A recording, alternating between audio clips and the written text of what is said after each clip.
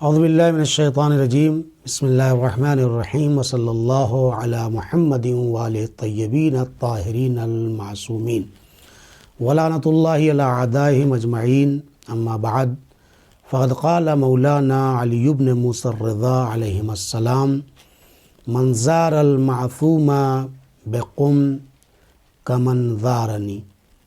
روز شہادت حضرت معصومہ سلام اللہ علیہا کے موقع پر آپ تمام مومنین کی خدمت میں تسلیت اور تعزیت پیش کرتے ہیں۔ 10 ربیع الثانی سن 201 ہجری میں فاطمہ معصومہ سلام اللہ علیہا کی تاریخ وفات ہے۔ آپ امام موسیٰ کاظم علیہ السلام کی بیٹی ہیں، شہر مقدس سے قم میں دفن ہیں، اس قم میں جسے عش آل محمد کہا جاتا ہے، جس کے لیے امام جعفر صادق علیہ السلام نے ارشاد فرمایا الا وان للہ حرما وهو مکہ وللنبی حرم من وهو المدینہ ولامیر المؤمنین حرم وهو الکوفہ ولنا حرما وهو بلدۃ قم وهذا محط شیعتنا۔ قم عش آل محمد کے نام سے تعبیر کیا جاتا ہے، آل محمد کے گھرانے کے نام سے جانا جاتا ہے۔ قم کی بے پناہ فضیلت ہے تاریخ کے آئینے میں۔ اس فضیلت جیسے عظیم با فضیلت شہر میں فاطمہ معصومہ سلام اللہ علیہا کی آمد نے 4 چاند لگا دیے اور نور علی نور کی منزل ہے۔ فاطمہ معصومہ سلام اللہ علیہا کی کل عمر، چونکہ آپ مدینہ منورہ میں 179 ہجری میں پیدا ہوئی ہیں اور 201 ہجری میں آپ کی تاریخ وفات ہے، گویا آپ کی ٹوٹل عمر 28 سال کی ہے۔ اس 28 سال کی عمر میں آپ نے علوم و فنون کے وہ دریا بہائے ہیں کہ آج تک پوری دنیا حیرت اور استعجاب کی نگاہ سے دیکھ رہی ہے۔ فاطمہ معصومہ سلام اللہ علیہا کی ولادت سے پہلے آپ کی عظمت کے بارے میں امام جعفر صادق علیہ السلام سے حدیث موجود ہے۔ اسی طریقے سے امام رضا علیہ السلام نے ارشاد فرمایا کہ جس نے شہر مقدس قم میں فاطمہ معصومہ سلام اللہ علیہا کی زیارت کی، گویا اس نے مجھ امام رضا علیہ السلام کی زیارت کی۔ یا اسی طریقے سے 9ویں امام علیہ السلام ارشاد فرماتے ہیں جس نے بھی میری پھوپھی کی سرزمین قم پر زیارت کی وجبت لہ الجنہ، اس کے اوپر جنت واجب ہو جاتی ہے۔ یقیناً ان اور بیٹی کو امام موسیٰ کاظم علیہ السلام کے نہیں حاصل ہے جو کمال و فضیلت اور اہمیت فاطمہ معصومہ سلام اللہ علیہا کو حاصل ہے۔ لہذا آپ دیکھیں آپ کے القاب بہت زیادہ ہیں۔ آپ کو عالمہ آلبا کہا جاتا ہے، آپ کے القاب میں محدثہ کا ذکر ہے۔ آج بھی علوم و فنون کے دریا اس حرم مبارک سے بہہ رہے ہیں اور پوری دنیا سے تشنگان علوم دین اس دروازے پر آ کر اپنی جبینوں کو جھکاتے ہیں اور اس طریقے سے علم کی خیرات لے کر کے اس عظیم بارگاہ سے جاتے ہیں۔ آج پوری دنیا میں علم کا جو سلسلہ جاری و ساری ہے اس میں یقیناً اس بیوی کا بھی حصہ ہے کہ بڑے بڑے علماء کے بارے میں ملتا ہے، ملا صدرہ کے بارے میں ملتا ہے کہ جب کسی علمی مسئلے میں گرفتار ہوتے تھے اور حل نہیں کر پاتے تھے تو اس دور میں اپنے اس سفر کو جاری رکھتے ہوئے اس حرم میں آتے تھے اور آنے کے بعد 2 رکعت نماز ادا کرتے تھے۔ اس کے بعد وہ مسئلہ ان کے لیے بالکل عیاں، روشن اور واضح ہو جاتا تھا۔ بغداد سے غروب جاتا ہے مدینے، امام موسیٰ کاظم علیہ السلام سے چند سوالات پوچھنا چاہتے ہیں، امام موجود نہیں ہیں، یہ قافلہ واپس آنا چاہتا ہے۔ فاطمہ معصومہ سلام اللہ علیہا کو جیسے ہی پتہ چلا، آپ نے کہا کس لیے آئے ہو؟ فرمایا چند سوالات آپ کے بابا سے پوچھنے تھے۔ کہا لا سوالات مجھے دیجئے۔ لوگوں نے سوالات دیے، آپ نے جواب لکھ دیا اور اس کے بعد جب قافلہ پلٹا تو امام سے ملاقات ہوئی راستے میں، قیل و قال و سلام و دعا کے بعد، خیر و عافیت کے بعد امام نے پوچھا کس نے جواب دیا؟ کہا کہ آپ کی بیٹی فاطمہ نے۔ تو اس وقت امام نے تاریخ میں موجود ہے 1 مرتبہ نہیں 3 مرتبہ یہ جملے ارشاد فرمائے، فدا ابوہا، اے میری بیٹی فاطمہ، آپ اس مرتبہ کمال پر فائز ہیں کہ آپ کا باپ آپ پر قربان اور نچھاور ہو جائے۔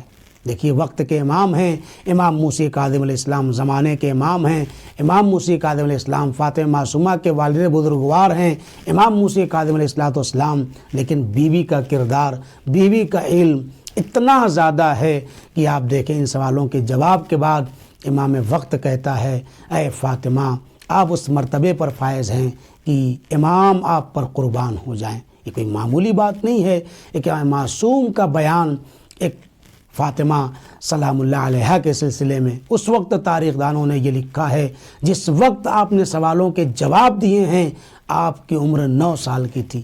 9 سال کی عمر میں یقیناً علوم و فنون کے وہ دریا بہائے ہیں کہ آج تک پوری دنیا حیرت اور استعجاب کی نگاہ سے دیکھ رہی ہے۔ آیت اللہ محمود مراشی کے بارے میں ملتا ہے کہ آپ جاننا چاہتے تھے جناب سیدہ سلام اللہ علیہا کی قبر کہاں ہے، آیا بقیع میں ہے یا ریاض الجنہ میں ہے یا اس حجرے میں ہے جو حجرہ فاطمہ سلام اللہ علیہا کے نام سے اس وقت مسجد نبوی میں موجود ہے۔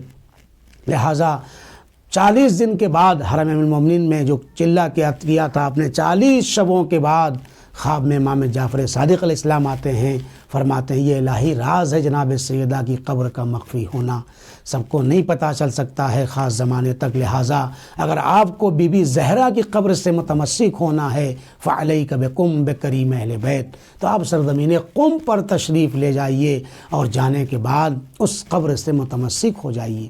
لہذا آپ نے سامان سفر کو باندھ لیا اور سرزمین قم پر تشریف لائے اور مستقل طور سے آپ زیارت کیا کرتے تھے۔ علامہ طباطبائی کے بارے میں ملتا ہے آپ ماہ رمضان المبارک میں مادی اور ظاہری غذاؤں سے روزے کو افطار بعد میں کرتے تھے، وقت افطار پہلے بھی معصومہ سلام اللہ علیہا کے روزے کو آ کر کے چومتے تھے، بوسہ لیتے تھے اور اس کے بعد فاقہ شکن روزہ توڑتے تھے اور روزے کو افطار کرتے تھے۔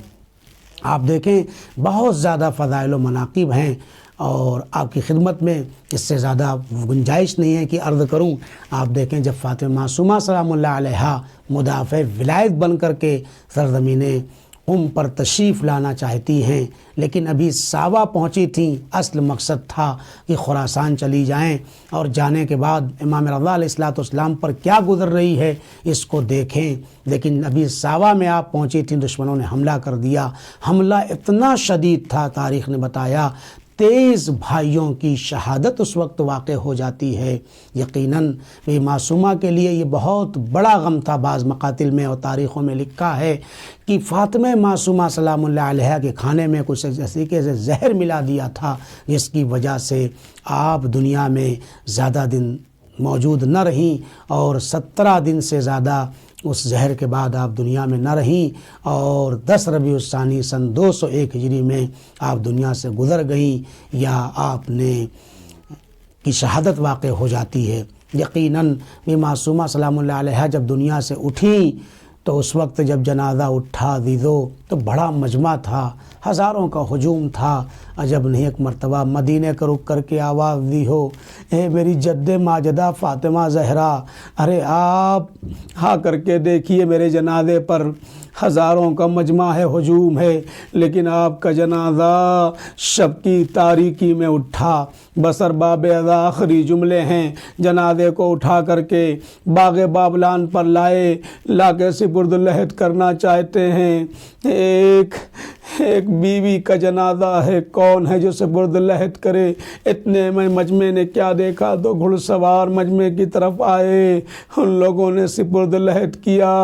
احتمال یہی دیتے ہیں ارے کوئی اور نہ تھا، جس بھائی کی محبت میں بہن نے مدینہ چھوڑا تھا وہی رضائے غریب نے خراسان چھوڑ دیا، اپنی بہن معصومہ کو سپرد لحد کیا۔ میں کہوں گا اے رضائے غریب، ارے آپ جب اپنی بہن کو سپرد لحد کر رہے تھے، ہاتھوں میں ہتکڑیاں نہ تھیں، پیروں میں بیڑیاں، ارے میرا سلام ہو سید سجاد کی مظلومیت پر، وہ بھی اپنی بہن کو سپرد لحد کر رہے ہیں، لیکن ہاتھوں میں ہتکڑیاں، پیروں میں بیڑیاں، کمر میں لنگر، گلے میں توقے خاردار، کیسے بدے ہاتھوں سے سپرد لحد کیا ہوگا۔